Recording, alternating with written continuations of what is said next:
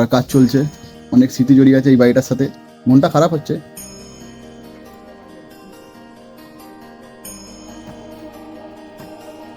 পরে দেখতে পারবো, নাহলে দেখা যাবে না। তুই তো 3-4 দিন সময় লাগবে।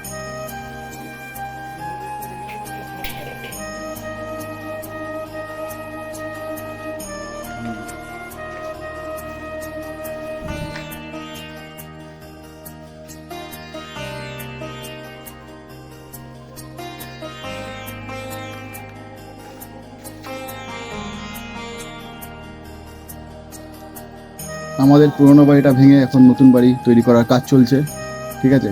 অনেক স্মৃতি জড়িয়ে আছে এই বাড়িটার সাথে। তো কি করা যাবে, যুগের সাথে সাথে সব কিছু চেঞ্জ করতে হয়, ঠিক আছে। এদিকে সব ভেঙে রাখা রয়েছে, ইটগুলো সাজিয়ে সাজিয়ে। তোমরা ব্লগটা দেখো।